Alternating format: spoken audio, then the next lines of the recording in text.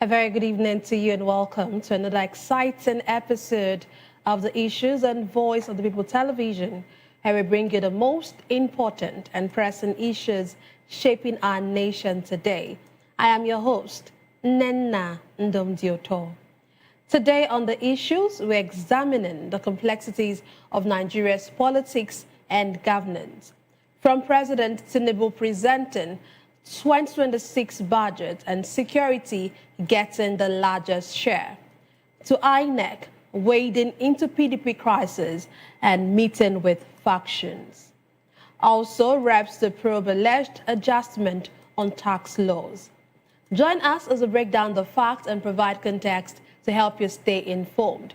We'll take a break, and when we return, we'll dig deeper into these topics. Don't go away.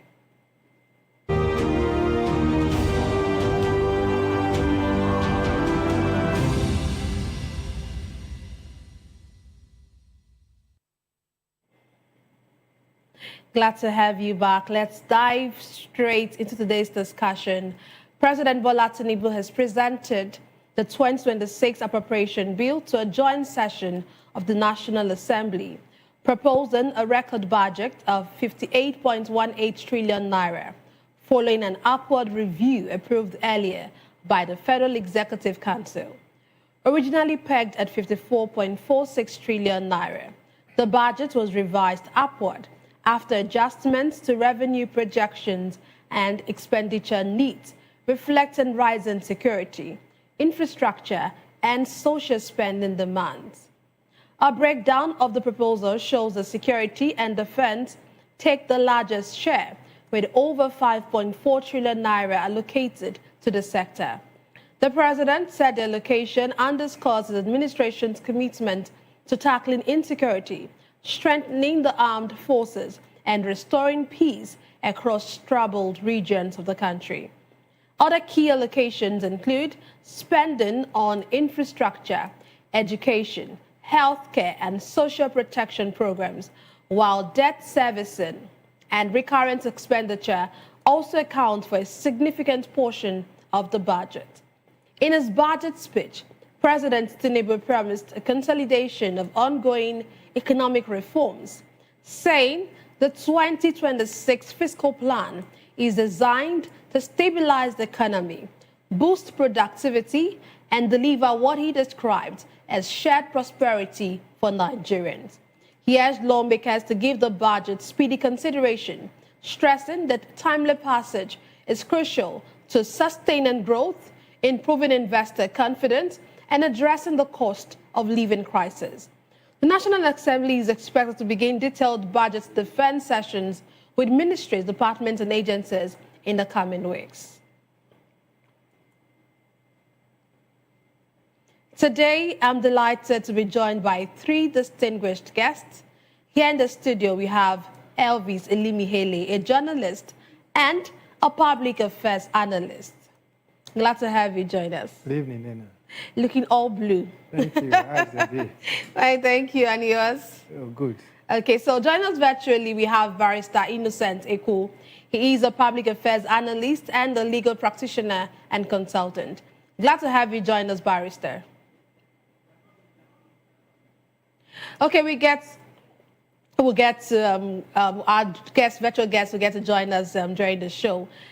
Let's start with Mr. Elvis. Thank you. Yes. Okay, so what do you make of this? First, there was a steady upward revision of our budget from what it's supposed to be, and then they're increasing it. What does this say about Nigeria's fiscal realities and revenue assumptions? Yeah, the adjustment is not a bad one, especially when we have so many irons on fire this time. You know, the country is yearning for so many things. First of all, we want to see how we can tackle the insecurity headlong, especially now that we are having some collaboration from the Western world, and we should be able to also match it up from our own end. So, and now the president has made it that defense and insecurity is taking the lion's share of the budget. It's a good one, but the only advice I will at least throw in is that let it be that every fund that is released, let it match the purpose for which it's meant for. A situation where we start hearing money that is appropriated for defense and some other is now falling into the hands of individuals. Some other persons are now made it as if it's their own birthright, why Nigerians are, going through stress of insecurity. That's what the government must guide against. They must guide against that. I also like education coming up a little bit. I mean, infrastructure and education. Education is important because most of the problem we have in this nation, actually, Nena, is as a result of lack of education. When illiteracy is too high, things of this nature happen. You see, the number of children that are out of school is so much. Almost about 20 million Nigerian children are on the street out of school. You know that's already a waiting pool for insecurity to breed. The insurgents have a pool where they go and easy target and recruit from them. So, but this budget must be able to address some of those things because you don't just buy arms alone. You just don't buy arms, don't just buy drones or whatever, arms and ammunition. You have to also look at what's actually leading to this. Those factors have to be, appropriately, looked into. If everybody is educated to some extent, and you know your left from your right, and you know that no one politician will come from Abuja or from somewhere else to come and hoodwink you into crime, then, that's where it starts from. I know this was going to take a longer period, but we saw that Jonathan started something like this during President Jonathan, during his administration, the Amajeri School, here he built the schools, almost all the states of the north, where the Western education and the Islamic education was going to be taught side by side. Those kind of things should be encouraged. Let those kind of things make part of this budget now, so that we can begin to remove these children from school, so that Nigerians can now sleep with their two eyes closed. It's a good one. Then that education, I'm very, very much, stressing it because we need it. You don't just fight crime alone when there is already a pool somewhere. This insurgent, the sponsors of this insurgency comes in and recruit from there and move in. If they come and these children are no longer there, or where they expected to get them is no longer there, at least the population of those that are, terrorizing Nigeria will gradually start reducing. So the president, as the budget is a good one, 58.18 trillion. Even though to some civilized world it's a little one, but to us here, let us also even make sure that it is appropriated adequately and utilized as expected. It is not just the budget, Nena. At least let's see that by this time next year, we can be able to quote that 90%, 80%, 90% of this budget actually worked and worked effectively. And Nigerians can actually say, yes, we have seen the effect of this budget. We've been having budget since 1960. How many of them can you actually say are budget that have actually affected Nigerians? So we are looking at how this present administration, Tinubu's administration, like he has called it budget of resilience or whatever, the new hope and resilience, what it calls it. Yes, let it be. We have been patient with the government over the years. Let the government also now use this budget to start cushioning some of these things that have strangulated us that we complain of over the years. Okay. So let me just give a breakdown of the budget. Like some of the allocations. Yeah. For defense and security, which you already mentioned, it's 5.41 trillion naira. Then it's followed by infrastructure, which is 3.56. Then education received 3.52 trillion naira. And health received 2.48 trillion naira. And of course, I was actually going to ask you that, but you mentioned it already, but I don't know if you want to speak a little bit more about it. That this upward review or this increment, is it driven by strategic investment needs or by structural inefficiencies and rising cost of governance? Because we are seeing how there are some needs actually, structural investment need, like the defense. He made mention of insecurity and infrastructure. Now there are a lot of decay. You can't travel 50 kilometers in any of Nigeria road without running into, several kilometers of bombs. We need to start closing rank on all this. You see, the youth is here now. People are traveling. If the roads are actually good, you don't even, the insecurity, people can move faster. By the time you run into some unnecessary bombs where you now slow down, these guys are already there and, start terrorizing Nigeria, then Another area I want this budget to see, I don't know, maybe when the budget starts, they start breaking the budget and we'll start knowing more about it, how it is allocated. Part of those infrastructure I want the government to actually look into is railway system. It's too important. I got to some bus terminal today. I started hearing people complaining, from 20-something thousand before the U-tide, it's now 50-something, 60-something thousand. If there was a functional rail system, Nigerians don't need to go for luxury buses or whatever. You hop in, and overnight you get to where you are going. So let us begin to think of, even if we are going to partner with, as I'll be partnering with the Chinese government on this, let there be functional rail from the north to the east, east to west, west to south, across the nation. Especially, we are a very good country that likes celebration. Even as difficult as it is now, Nigerians are traveling. If this kind of thing is also put in place, it will also cushion it. Because many Nigerians cannot afford airfare now, 500 or something thousand naira, just one-way ticket. How do you afford that? But if there are functional rail system, it's as good as even air. And you are comfortable, and the insecurity is also very, very much minimized. Nigerians are traveling at night now because they want to cut costs. They cannot afford it daytime. And even at that night, how difficult, how dangerous it is, especially this time we are in this nation. So I love the way that, the adjustment came in, but let's follow it to the letter. That is what matters. Because by June 2026, when we start hearing, the budget money has not been appropriated, it's not good enough.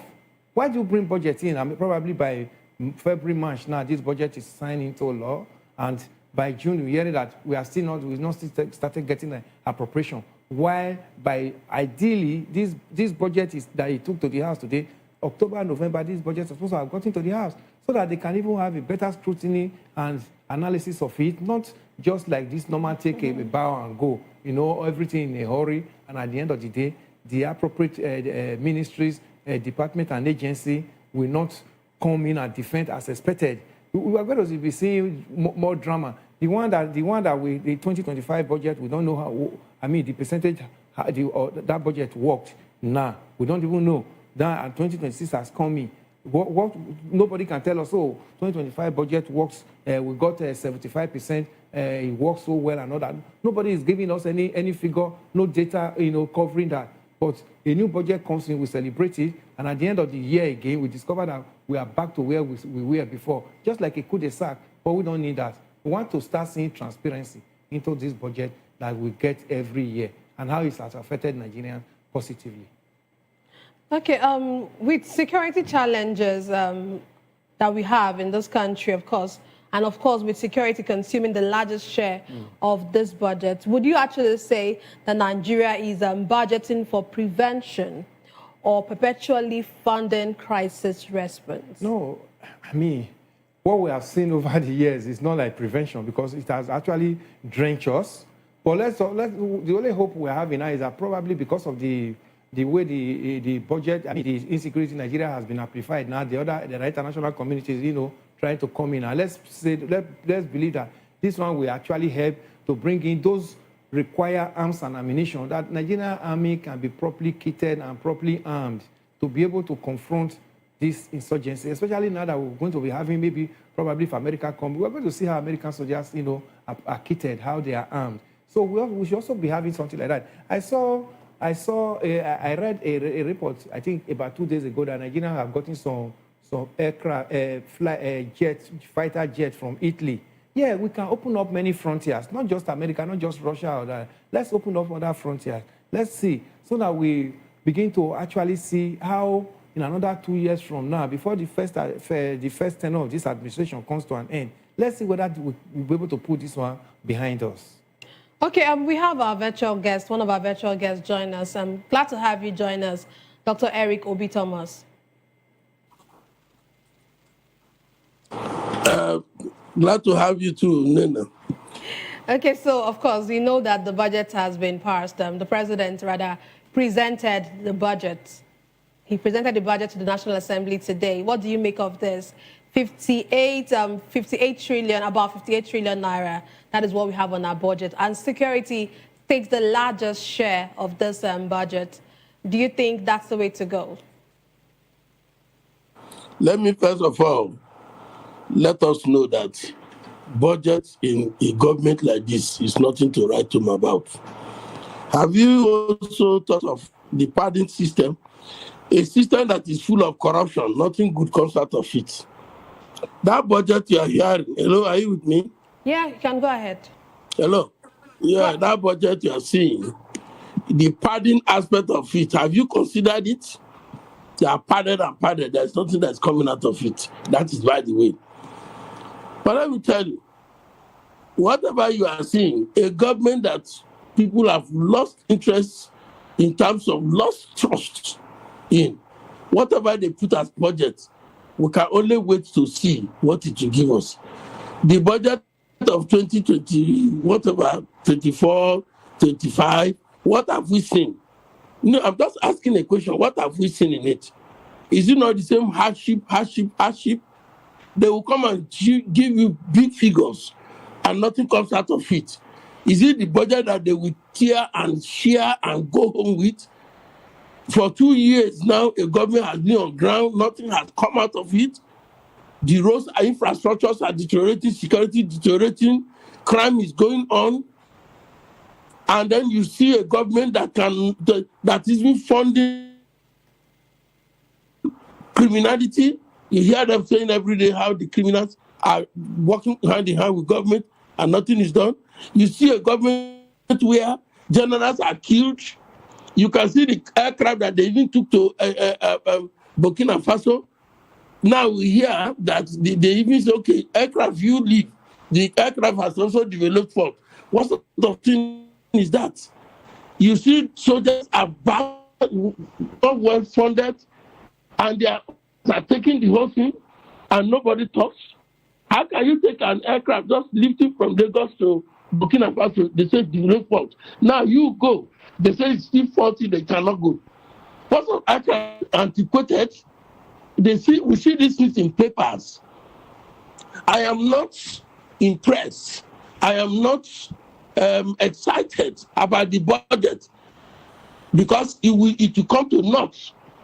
A government, a budget that is being operated by two arms of government coming together, the House of Assembly and the executive, their executive. Who is going to control it? The pardon there is what we are talking about. And then the implementation. How many percentage will be implemented? We are not excited. I'm not.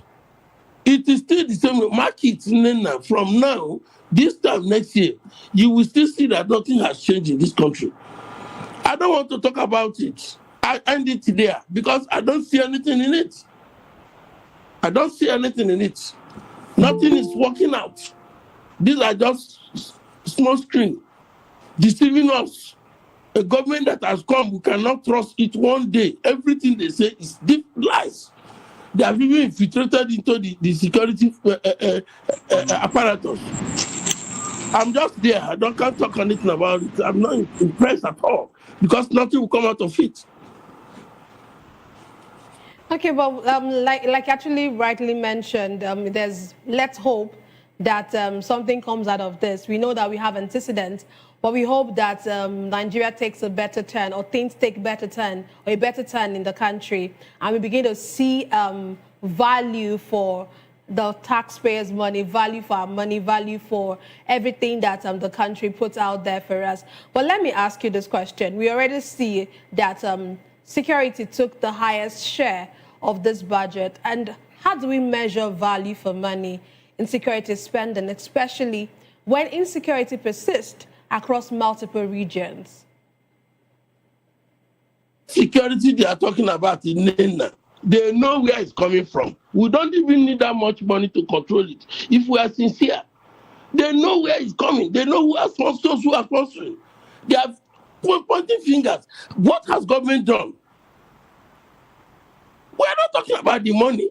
You can pump in the whole budget, 50-something budget, and put there. So long as there's sabotage there and the deliberate action of not wanting to control and stop this thing, it will not work. We have efficient army that want to work. You can hear them talking. But those who are sabotaging, they can go there. They are pointing at people. People are, what is in Safisa Forest for crying out loud? Is it fortified? Is it in the thick forest like the mangrove in the Niger Delta? No, these are dry heartlands. So there is sabotage in it. So long as there's sabotage in it, it's not the money they pump into it that impresses me. It is how sincere we are to fight this thing. Let us tell the people concerned to be sincere. Those who are sabotaging, they are pointing fingers every day. Nobody is prosecuted. Nobody is arrested. I don't want to mention them, but you know what I'm talking about. So budget or no budget for security is rubbish.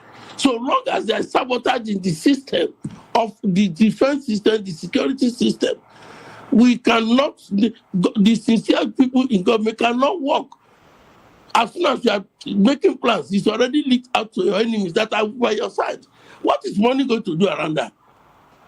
If you like, you take a bomb, and then if you don't work on that, no way. So we want to see, I cannot speak and say it's the budget. The budget is not the important thing. What is important now is get those people that they have fingered, get them arrested, interrogate them, investigate them, and go to the root. You don't need budget.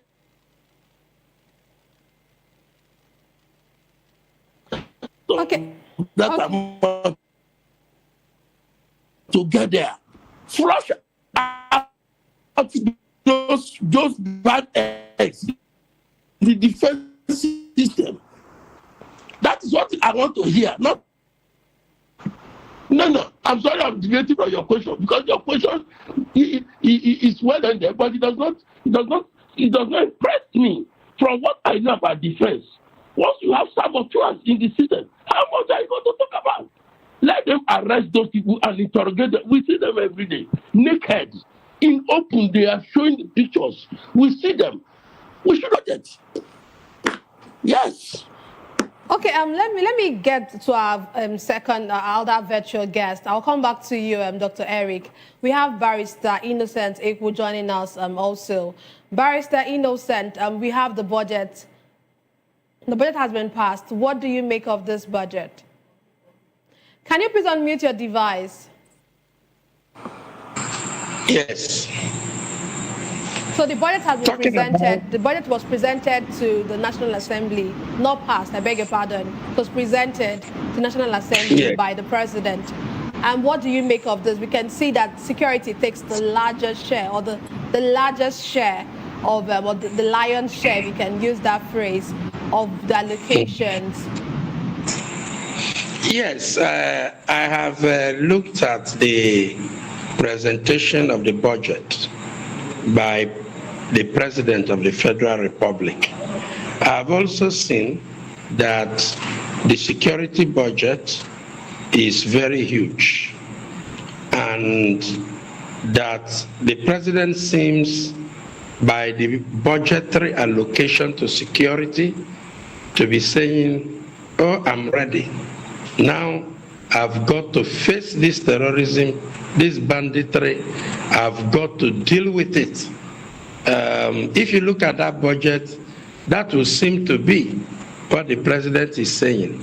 But however, the President have not shown commitment. He has not shown that he is ready to fight the insecurity in Nigeria. The following are the reasons. The insecurity in Nigeria that is bedeviling us, talking about the Boko Haram, talking about ISWAP, talking about the banditry, talking about general terrorism business, billion naira kidnapping series that is going on in Nigeria. All these things has sponsors, and these sponsors have been identified, have been investigated, have been located, their names have been compiled. The President cannot mislead Nigeria by mere allotting huge budgetary allocation to security. What you should do now is all the people fingered should be picked up, prosecuted, and the law applied to them. The funds that they are using to sponsor terrorism should be seized, freezed, and frozen so that there will be no new supply. The president hasn't done that.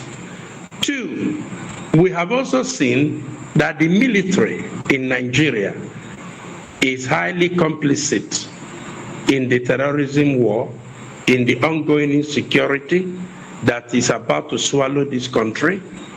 We have seen that military commanders are sabotaging the process. We have seen that Boko Haram has so many the military system in Nigeria. What has the president done to sanitize? For instance, when the General M. Oba was sabotaged and captured and abducted, I complained and protested. Why is it that there was no reinforcement? Why is it that there was no airplane? Why is it that none of our bombers followed and trailed and intercepted those people? Nothing was done until this guy was slaughtered. That is not how a nation should operate. So the president must first show us, the Nigerian citizen, that he is not allowing the collaboration.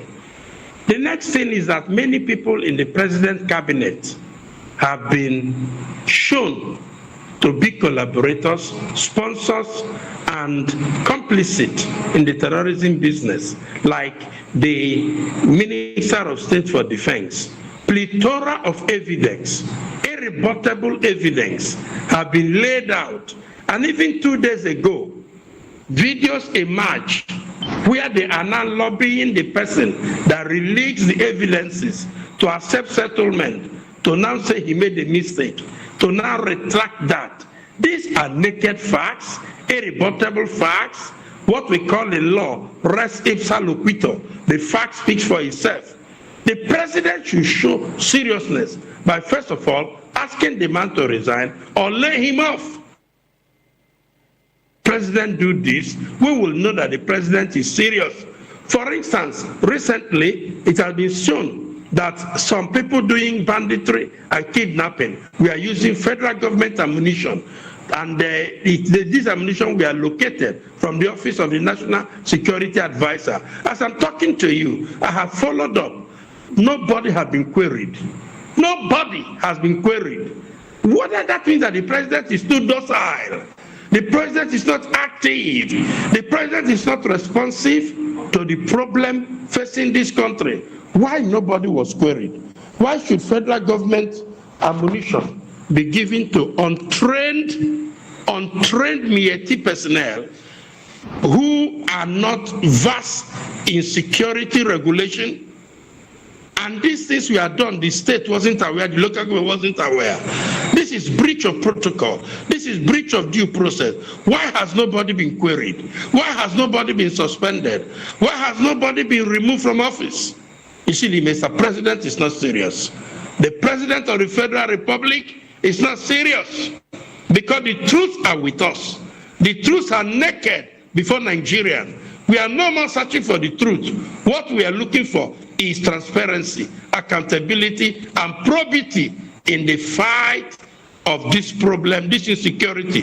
One thing I will say, why I'm not excited by the issue that over 5 trillion has been budgeted. I am aware, I have read reports, investigation reports, that many of the military contracts are always, siphoned away. They are always siphoned away because some of the contracts don't get executed. Some of the expected armaments don't ever arrive because some top officers divert these resources. And that is what I'm saying. We need transparency. We need sanitization of all the shades of the armed forces of this country. We need to remove the complicity, we need to remove the compromise, the virus that is within, so that as a cohesive force, we can now fight the aggression. This the president haven't done. Now let me tell you something. You can bring bombers. Haven't they brought bombers before? C-130 to Kenya. They brought them, but they are not giving us the result. Because if you mobilize officers and men, and they are not sincere in the purpose, what can you achieve? So this is why I say that the president should show Nigerians more than just allotting money. Thank you. Okay, thank you very much for your passionate response. Let me come back to the studios. Mr. Elvis, while the president was presenting this budget, so one of the things he said was that the 2026 fiscal framework is designed to consolidate macroeconomic gains and, of course, strengthen resilience, which you already said. And one of the things they also said was that the budget reflects the administration's determination to move the country from survival to growth, while, of course, deepening fiscal discipline and all of that. But how does this budget, how will it translate from all of this thing he has said into tangible outcomes for ordinary Nigerians facing inflation and unemployment on a daily basis? No, I think presenting of budget is a traditional and ceremonious thing yearly. I've listened to my other guests, colleagues. I think they are speaking in line with, the disappointment that we have had over the years as a result of budget. But I am thinking of, let us give a lot of charges to the National Assembly for what they call oversight functions, especially before the approval of this budget. Today is just the presentation. They are still going to do a lot of debating on this budget. There's so many areas, gray areas that still need to be ironed out. Especially now, most of the time, one of our my colleague here mentioned padding. We discovered that every year we keep changing cutleries in the presidency. I don't know whether those things expires every year. Every year we keep talking of changing laptops and computers because people are just making money out of it. Those are the things I just believe that we should, remind the National Assembly that this 2026 budget must not go the same way others have been going. Then coming to your question, if you want to tell me budget or survival or whatever, first of all, you have to make sure Nigerians are secured. This budget, as it is, as good as it is, whatever it may come out of it, if Nigerians cannot go about their daily life, normal daily lives, this budget will fail. Because you need the people to galvanize the people to make the budget work. No matter even if this is just a budget. It's not as if this money is already in physical. It's going to be generated within the year, using it to offset whatever that is made mention there. Even this money for this defense, it's not there. It's not on ground yet. As the year goes on, the money will start coming in. You need the people. You need working people. You need working economy. You need working private sector to galvanize the budget, for the budget to function properly. Ministries don't produce anything. It is the private sector that the government, before you'll be hearing customs say, oh, they brought in 5 trillion out of it, or they brought in 2 trillion. Yes, who are those? Where is the money coming from? Nigerians are in business. That's why custom duties can be paid and, and reimbursed into the Nigeria economy. You will also be hearing something from other agencies like fund. These are supposed, if they generate fund, but the issue is these funds that are generated by this ministry, department, and agencies, how have the oversight function, for these ministries and these departments and agencies, how has it affected the ministry itself and trickled down to the life of Nigerians? That's where we have always had problems. So if the insecurity is there as it is, as we have it now, and Nigerians and most of these things I made mention of earlier, there are no good road network for Nigeria to commute and do business. This budget, whatever you see there, may not work. This is not even a budget that Nigeria is financing all alone. We are still borrowing to finance part of this budget. So we need Nigeria government to open up the flank for Nigerians to be able to go over their normal business as expected, so that whatever appropriation the nation has today, we'll be able to finance it adequately. Okay, let me come to you, Dr. Eric. The National Assembly, do you think that the National Assembly will significantly look closely and alter the budget if need be? Or is this going to just be a legislative scrutiny? Or would this legislative scrutiny be largely symbolic?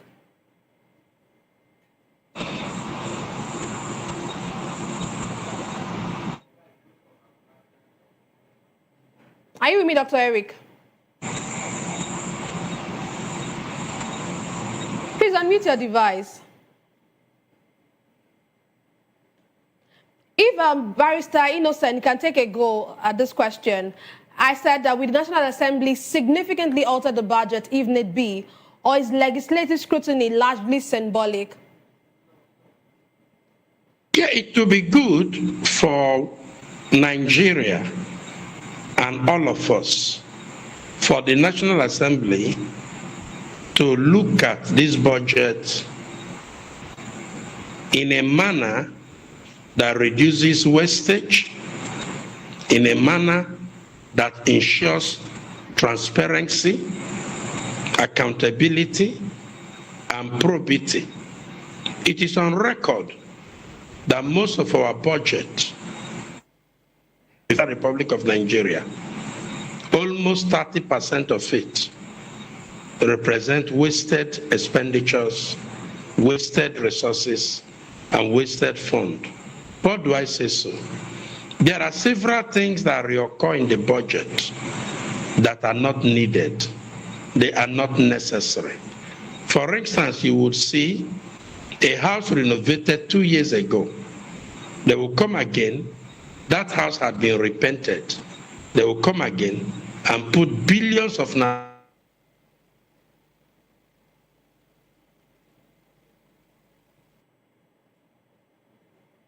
Are you with us? Okay, we've lost connection with him. Can you take a go at this? He was saying something. He was saying something that interests me, you know. You see, those recurring projects, which are like white elephant projects, that are not useful that don't make impact in your life or my life. That's what we are looking. That's where the National Assembly should actually come out very sincerely to Nigeria and do a thorough job, as in scrutinizing this budget before the ministries, when they start coming in to defend the budget. The situation where the ministers comes in or head of department comes in, the next thing you start hearing the National Assembly asking the same questions, because at the end of the day, they know that part of oversight function of their ministries is already tucked into this budget. They will not ask those questions, salient questions that are going to be beneficial to you and I. Those are the areas that we must make sure that we tax the National Assembly to do a thorough job. This is a budget of a nation, not a personal appropriation. This budget is supposed to be something that everybody in Nigeria will be happy about, that, okay, this is what the nation is spending, and this is what is coming to my industry. There is nobody that does not belong to an industry in this nation. We are speaking here in the studio this evening. At least our industry is the media. We have to also know how we are going to benefit from this. What are the new things that are going to come up? A situation where somebody just call me, they tell you, oh, recurrent expenditure every year is more than capital expenditure. I mean, it doesn't serve well. Before you know now, we'll be hearing billions for traveling for the president and vice president. We'll be hearing billions to feed in Aso Rock and to entertain guests. How does that affect you and my life? So these are the things that we should make sure that they are unearthed. Let them be opened up. Not a repetition of what we saw last year is brought into the budget, dressmaking another form, paint it with another image, and come and present it. Then the National Assembly members are confused because a new name would have been given to it. No, this is what we did. This is the extent we worked to last year, and this is where we want to continue from. For those of infrastructure, okay, we are hearing of the Lagos-Calabar Coastal Highway. We are hearing Badagry-Sokoto. We are hearing of other road network in Nigeria that, the minister, Umar, is saying before the first tenure of this administration, many of them are going to be commissioned. Every minister should be able to give us the percentage of work that has gone to this extent, and that with this budget, with my appropriation to my ministry, I should be able to carry it to this percentage this year, so that Nigeria will be, carried along and be kept abreast that, in another 3 years or 4 years, only 47 kilometers that we are ahead in Calabar Coastal Highway, and it's been celebrated for over 700-kilometer highway. So, it's not even, how many percentage is that when you consider the length of the highway? So, the ministers must be able to come up with data to back up whatever they are coming to defend, not just coming to tell Nigerians that, like what happened this year, a minister cannot tell you how much a kilometer of road, it costs to construct a kilometer of road. Such things are not supposed to be. These are some of the questions that are supposed to be asked in the National Assembly, and we deserve to hear answers from them. Then for education, you see, I keep talking about education. Nigeria, the Minister of Education should be able to let Nigerians know that I have a budget that I should be able to take care of ASU, take care of dilapidated equipment and infrastructure in Nigeria higher institutions, so that all the crying of ASU over the years, it's okay, 2026 budget has been able to settle some ground. We want to see Nigeria higher institutions, Nigeria school generally function as it's supposed to be. In the 70s, we used to have foreign students coming to study in this nation. Today, we are now having our children, going out in drones to go and bring in degrees abroad. Why, do you know that before Ukraine got into this crisis with China, Ukraine major economy mainstay was education. Now, people go there to go and study because it's a little bit cheaper and it's quality. Why don't we also build something around this nature? So that by the time the minister is defending his budget before the ministry, some of these things should be brought in. How will your budget affect Nigerians and also attract, revenue to this nation? If foreign students come into this nation, they are going to be paying in foreign currencies. You know what that will mean to the economy? So it cuts across all the sector, Nena.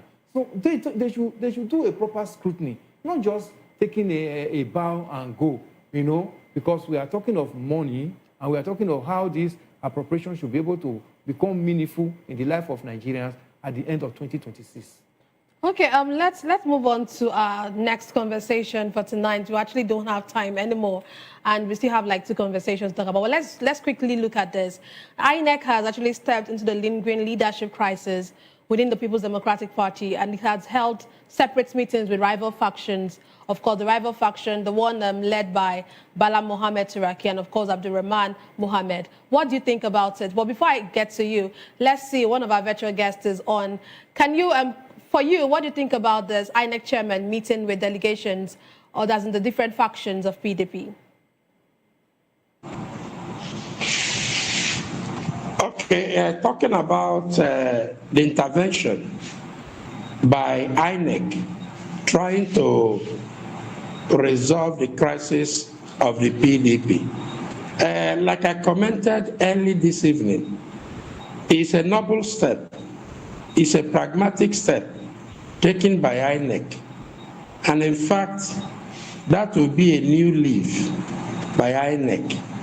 Because in fact, earlier, INEC itself used to be one of the troublemakers that tear parties apart. But this new trend that happened today is commendable. But then, INEC must be firm, because some of these politicians are obstinate. They are recalcitrant. Some of them are like Alpha and Omega. They will not be willing to give a little to the left and a little to the right. So if INEC tries to reconcile and they fail, INEC should look at the law and stock his feet on the law and do what is right. Because usually, resolving politicians used to be cumbersome, because everybody wants to be Lord, and at the same time, they would not want to follow the rule. So INEC should do his best, but in doing his best, if it's not achieving result as a result of one overbearing party, I will advise that they should look at the law, look at what has transpired, stand their feet on the ground, because they are the umpire, and do what is right to make sure that the right path is recognized and that the party moves on. It is to the good of Nigeria if there is multi-party. effective multi-party system. Thank you. Okay, thank you very much. Dr. Eric, I don't know if you want to wade into this particular topic. What do you think about intervention by INEC? Dr. Eric.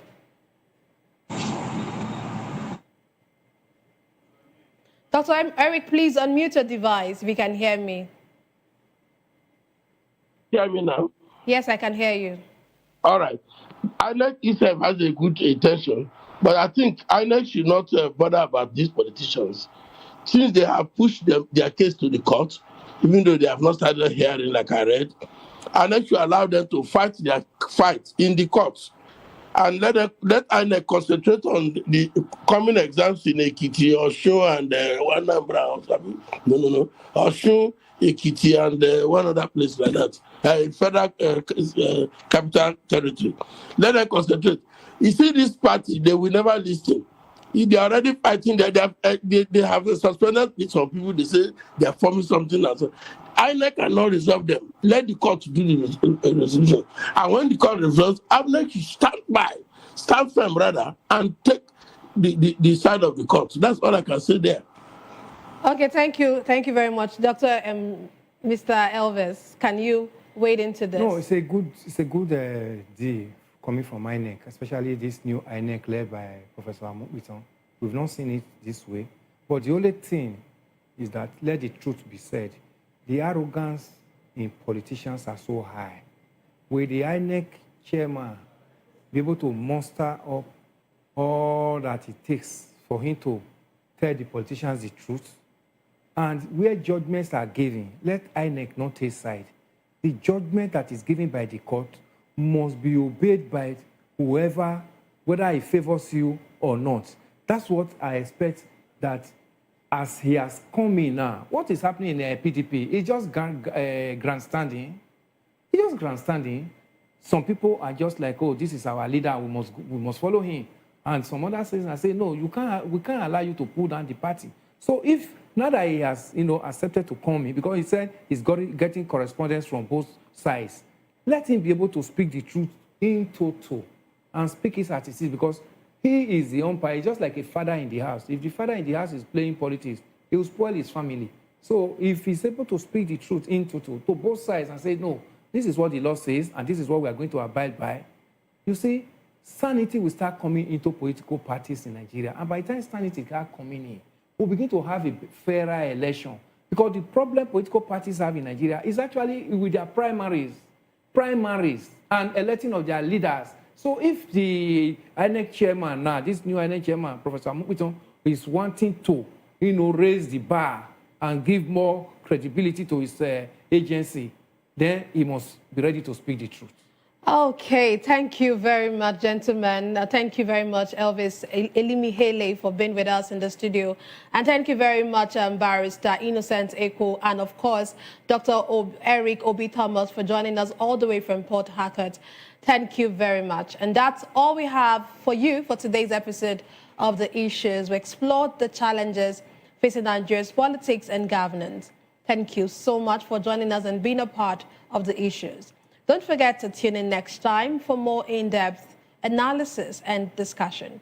Follow us on social media to stay up to date on the latest news and insight. Until next time, stay informed. I am Nnenna Ndomdioto.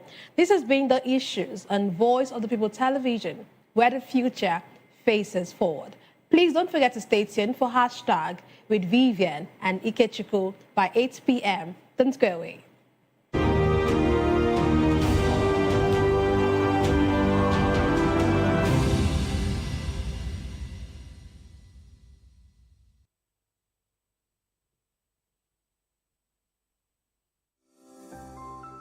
VOP TV.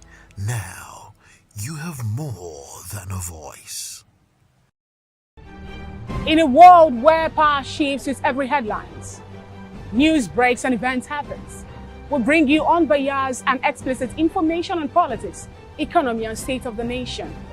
We break down the chaos. Facts, not fluff. Truth, not spin. We discuss not just politics, but a glimpse into the future. Voice of the People Television. Now you have more than a voice. This is Health Check, your weekly guide to better living, smarter choices, and trusted answers. From everyday wellness to urgent health issues, we've got you covered. Health Check